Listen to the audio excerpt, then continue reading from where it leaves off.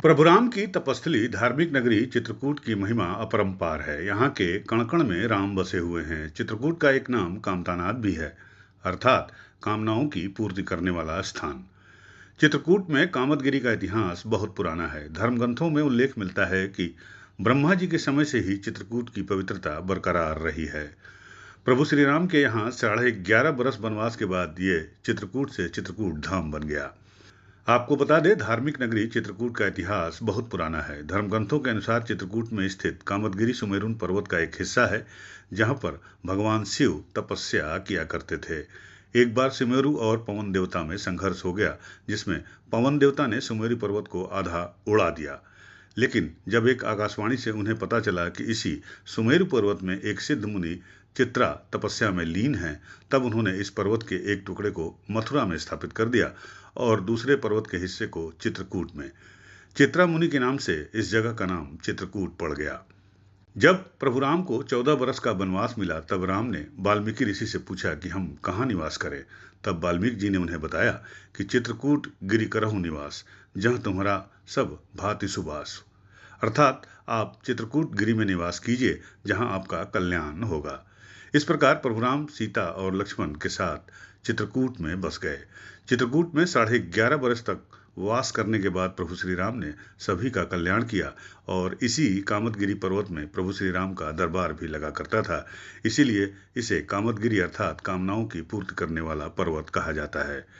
इस पर्वत की सबसे बड़ी खासियत यह है कि यह पूरा पर्वत धनुषाकार है और इसका वर्ण यानी रंग भगवान विष्णु की तरह है। कामदगिरी की महिमा प्रभु राम की महिमा के साथ जुड़ी है। जब तक भक्तों के अंतर्मन में प्रभु राम रहेंगे, तब तक कामदगिरी की महिमा भी चलती रहेगी। के बारे में नॉलेज बताइए। देखिए, चित्रकूट का हमारे बहुत गौरवशाली इतिहास है। पूरी दुनिया के लोग, पूरे विश्व के लोग, सारे लोग चित्रकूट को जानते हैं और यहाँ आते हैं। चित्रकूट के बारे में जो धार्मिक मान्यताओं के अनुसार जो पुरानी कथाएं बताई जाती हैं, तो सतयुग में सुमेरु पर्वत और पवन देव के बीच युद्ध हुआ था। युद्ध के दौरान पवन देव ने अपनी शक्ति के प्रभाव से सुमेरु पर्वत को हवा में उड़ाया और 2 टुकड़ों में उसको विभाजित कर दिया। इस दौरान जब पता चला पवन देव को कि सुमेरु के एक हिस्से में चित्रा ऋषि तपस्या कर रहे हैं, तो उन्होंने इस चीज को ध्यान में रखते हुए कि कहीं तपस्या भंग ना हो जाए, उसका जो टुकड़े का छोटा वाला हिस्सा था जिसमें चित्रा ऋषि तपस्या कर रहे थे, उसको यहाँ पर उतारा और बड़े वाले हिस्से को मथुरा में उतारा। तो वो जो गोवर्धन है, वो बड़े भाई के रूप में माने जाते हैं, उनकी परिक्रमा बड़ी होती है, और कामदगिरी छोटे भाई के रूप में माने जाते हैं, इनकी परिक्रमा छोटी होती है। और यहाँ के बारे में लोगों का मान्यता है कि चित्रकूट की पंचकोसी परिक्रमा जो भी करता है, उसकी मनोकामनाएं पूरी होती है। यह चित्रकूट कामदगिरी, कामतानाथ अनेक नामों से जिसको जाना जाता है, समझा जाता है, वह सुमेर पर्वत का अंश स्वरूप है।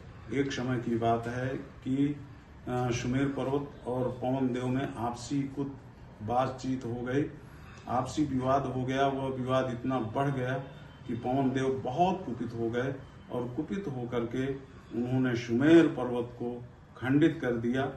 और जब सुमेर पर्वत आकाश में उड़ रहे थे, तात्कालिक समय पर एक आकाशवाणी हुई कि पवन देव, ये जो पर्वत है इसके अंतः में चित्रा नाम के महर्षि तपस्या में तल्लीन है, इसलिए उनकी रक्षा की जाए।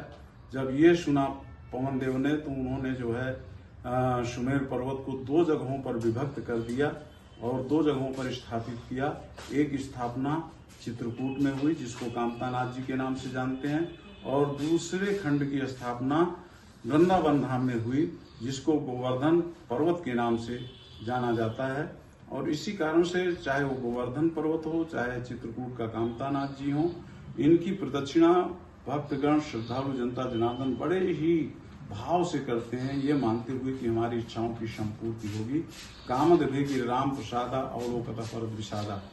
यूपी न्यूज़ 9 के लिए चित्रकूट से रणदीप पांडे की रिपोर्ट।